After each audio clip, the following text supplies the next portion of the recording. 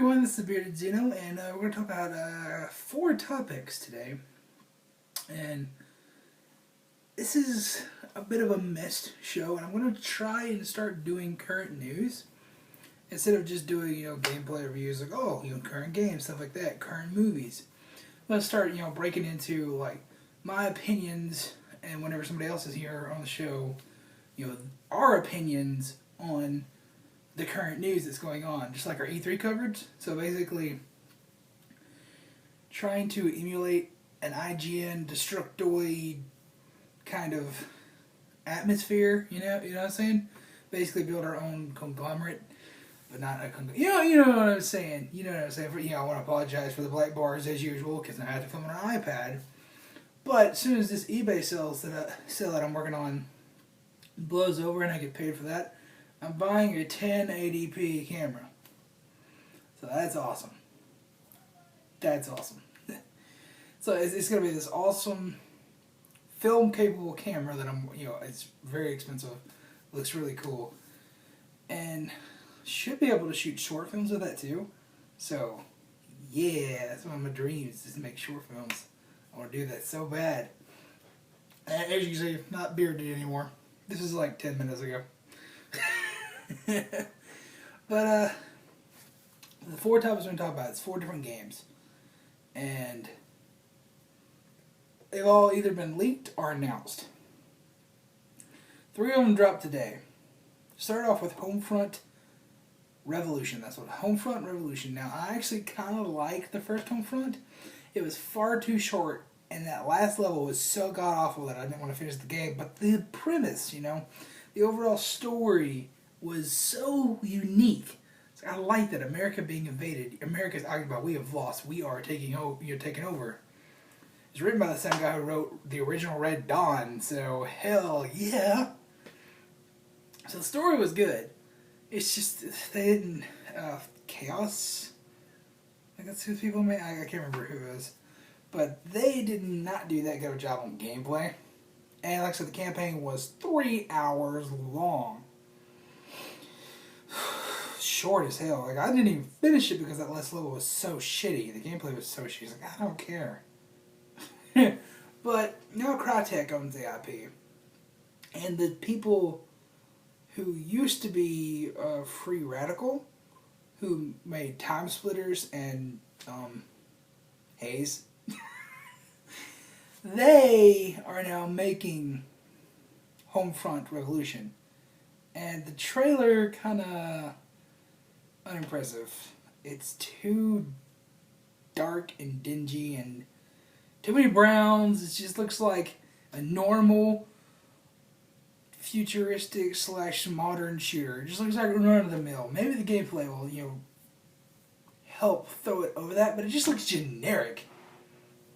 I mean, sure, there's like floating skyships and the technology looks really cool, but just the way they presented it and the way the world was colored, it just didn't look good. I mean, The Last of Us was more colorful than this trailer.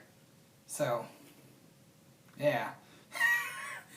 But there's one thing that I'm excited about. It's open world and it's completely 4-player co-op capable. So that's pretty interesting, if you ask me.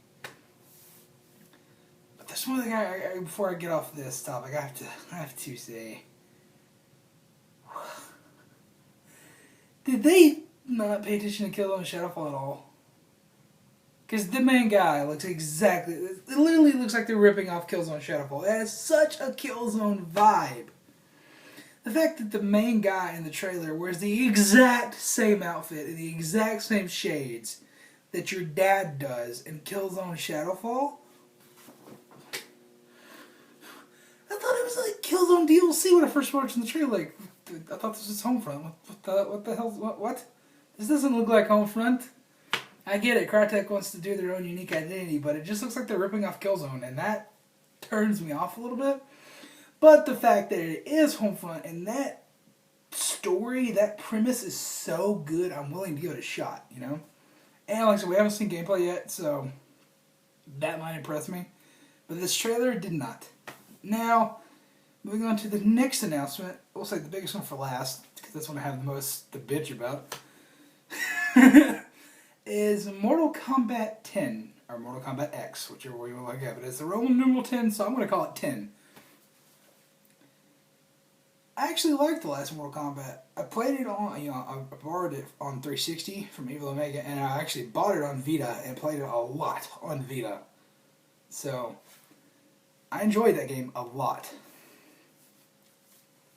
I was like, oh, hey, this could be, it's new Mortal Kombat. I might actually pick up a Mortal Kombat game for a console, because that looks cool. If they do a good story mode like they did with the last one with Injustice, hell yeah. But this trailer just did not do it for me. No gameplay, completely stylized. I guarantee the gameplay won't look anything like this. And it's set to this horrible, horrible rap music. I don't like rap myself. So, that's a key factor in me not liking this. But, God. So, just like, oh, it's just like, it's not upbeat, it's not anything, it's just guy talking in this monotone voice the entire time, and you're just bored. Even if it was rap, even if it's good rap, it's uplifting, or it sets a certain tone, then I was like, okay, even though I don't like this kind of music, this works perfect for this trailer. This music did not work at all for me, at all. It's just like, who's next? It's like the guy was just going through the lines. I don't know who did the song. I don't know what's going on, but it just did not fit the trailer whatsoever. And the trailer itself wasn't that impressive because it's just CG. We know we're going to see gameplay next week at E3. So at this point, why even bother making that trailer? And then say, hey, look, new Mortal Kombat. Be excited for next week. Because you just said, hey, here's a poster. Show gameplay next week. That would have worked better than this trailer, which is nothing like the game. I'm still kind of excited for it, though. And, oh, my root beer.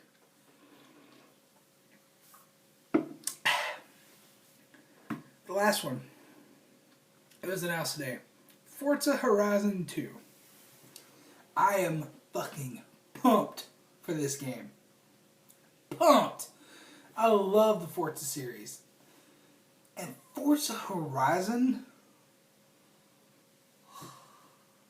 That game was so good. If you have not played Forza Horizon, I highly suggest you get your ass to GameStop or Walmart or whatever and go buy it right now. Go. That game is just so good. If you don't like racing games, that game is so good. You can bump the difficulty down to easy. You just blow through all the races and just enjoy driving fast cars in an open world to thumping tunes. It works. It's so good. Here's where I have to bitch about this. And it doesn't really change too much, but then again it changes everything. This game is cross-gen. It's on Xbox One and Xbox 360. Now, when I said, oh, this is troubling, a lot of people on Twitter started bitching at me, saying, oh, they already said it's not going to hurt the development of the Xbox One version. The Xbox One version is going to be completely next-gen. Like, that's not what I'm worried about. What I'm worried about is the fact that Microsoft has a brand new console that they launched 6 months ago that they need to push units. It's already 2 million units behind, which, granted, not that big of a number when you look at the overall scale, and it's only 6 months into the console life cycle. But they only sold 150,000 units last month. In April. I don't know how much they sold last month. Probably none because they announced the price drop last month, and it was, I'm just going to wait for that. So basically, they have sold little to no units of Xbox One. And if you're going to put your major fall exclusive on 360, what is the fucking point for people to upgrade? Now granted, I already have one, so I'm going to put it on Xbox One and I'm going to enjoy it. But there's a bunch of people, millions and millions of people who own Xbox 360s who are potential upgrade customers. Forza Horizon 2 would drive millions of them to get an Xbox One because they are so loyal to that series. That's such a big fucking mistake on Microsoft's part. Granted, people still get, they still get people's monies either way. They still get people's money either way, but this really does hurt them because that's a major exclusive. Forza Motorsport 5 was exclusive to Xbox One. This is almost like them saying, it didn't sell, so we gotta put it on 360, which is very troubling. Very, very troubling, especially for me, because I love my Xbox One. I love my PS4. But if you're going to make everything cross-gen, that's not going to be good. Now, granted, this is only one title. But this is very, very, very, very worrisome for me. Because, like I said, if they do this for any other games, like Halo 2 Anniversary, if they do this for that, nobody is going to buy an Xbox One this holiday. The only confirmed Xbox One exclusive, Sunset Overdrive. Granted, that looks fucking amazing, but that is not a system seller. That's a game you're like, oh, I'm buying this Xbox One, well, I might as well go ahead and get this awesome game with it. Forza Horizon 2 and Halo 2 Anniversary are system sellers.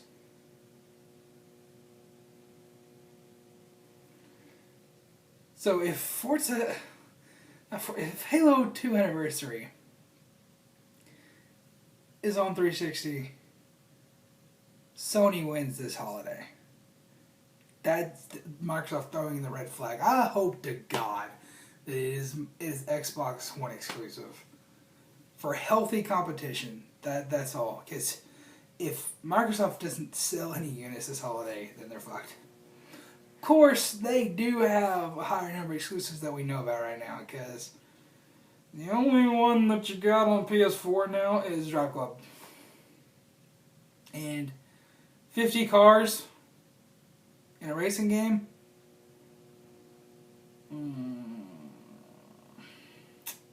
That screams DLC. And a lot of people are going to be pissed off about that, especially with the whole PS Plus tobacco. Like, nobody's going to buy that game. Because they're just going to get the free PS Plus version, which allows you to get all the trophies, and then you just buy all the cars piecemeal through microtransactions. So you think you need to get a certain trophy, spend a few dollars there, and there we go. So nobody's going to buy that title. That is not a system seller. It's not. So Sony is at a disadvantage this year because they don't have a major title that we know of. E3 is next week, so we don't know. But Microsoft, you could have owned this year. This was the year for The Empire Strikes Back, basically. And I don't know. I don't know what happened. I don't know why that Forza Horizon 2 is on like Xbox 360, but it's a mistake. It is a mistake. And the thing is, there is another developer handling the port. So they're porting it down from Xbox One. The main development is on Xbox One. I would completely understand if the game is started as a 360 game. It's like, oh, well, we didn't get the development kits yet. We're already working on 360, so let's just port it up. It'll be cross-gen, there we go. But no, it started as an Xbox One game. It got ported down. I don't... What? That is very troubling. Very, very troubling. So are they that worried that it won't sell that they have to put it on 360? The thing is, this is a system seller. I've said this before. I'll say it again. Forza Horizon 2 is a system seller. Millions of people would have upgraded to an Xbox One if this was exclusive. Because the first one was so damn good, and Forza as a series is so damn good. And if they're willing to put one of their major marquee titles on 360, that means one of two things. they're worried about the success of the Xbox One, and they're planning something else, or they have a jammed packed holiday season for Xbox One that they're going to unveil at E3. And it was okay for them to lose Forza Horizon 2 because there's going to be bigger system sellers on Xbox One. God, I hope so. Because the Xbox One is a great system. It really is. More people need to buy that thing. I'm looking at it right here. It's right here. I'm looking at it right here. Yeah, big ass brick that I just picked up. That's my Xbox One. PS4 is right over there. Both of them are great systems. But they don't have that many reasons to own them yet. Forza Horizon 2 would have been. This is going to be Microsoft's chance to own this year. Honestly, I think this might make or break them. And that's kind of sad. That really worries me. A lot of people started, bitching me on Twitter. It's like, oh, do you own that in Microsoft? No. So I just care about a healthy console market. And if one is millions and millions and millions and sells ahead of the other, that's not healthy. Somebody is a clear winner there. And that's not what we need. We need healthy competition. It's best for everyone. Best for the companies. It's best for the consumer. That's what I want. Now, I do prefer Microsoft. I do. I prefer their systems. But I'm not a biased fanboy. I own a PS4, for God's sakes. I did on Wii U, but it was just collecting dust. I tweet from my Vita almost every day. I had a PS3 that I traded in for my PS4. I'm a multiplayer gamer. I just prefer this controller over everything else because it feels really good. The Xbox controller has always felt really good. Plus, I have a gamer score over 100,000 that I kind of like to keep building. But I love my PS4 to death. But this is a great system. The Xbox One is a wonderful, wonderful system. And of course, you see all my posters back there. Just so you know, there's a God of War poster right there under a Gears of War poster. So, not a fanboy. Contrary to belief, I am not a fanboy. But, god damn, man. That's sad that they had to port it down like that. I don't know. We don't know the full story yet. We haven't even seen any gameplay. Maybe the 360 version is going to be so gimped that it's basically going to be two different games. Who knows? Be like, oh, hey, you play the game. It's normal. But we had the awesome weather systems and, far better graphics and more interactive world here on the Xbox One because that's how we use the extra RAM. I could see that. But the fact that it's on 360 just really, really worries me. And honestly, if more and more first-party titles go cross-gen, that spells doom. What the fuck? My computer just talked. Actually,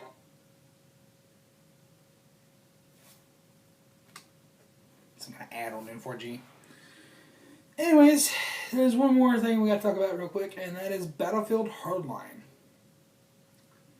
And oh shit, does it look good? It got leaked last week. I didn't talk about it because we didn't have the news thing going on. My nose is just apologize.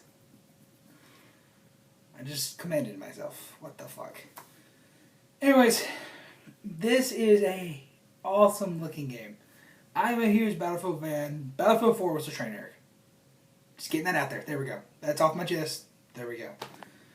This looks fucking amazing. And I saw the leaked trailer last week where it showed bitch's campaign, what they're doing with the campaign. That's very interesting. The fact that it's cops and robbers, that seems really fucking cool. My problem? Why does it need the Battlefield name? Why? It makes no sense.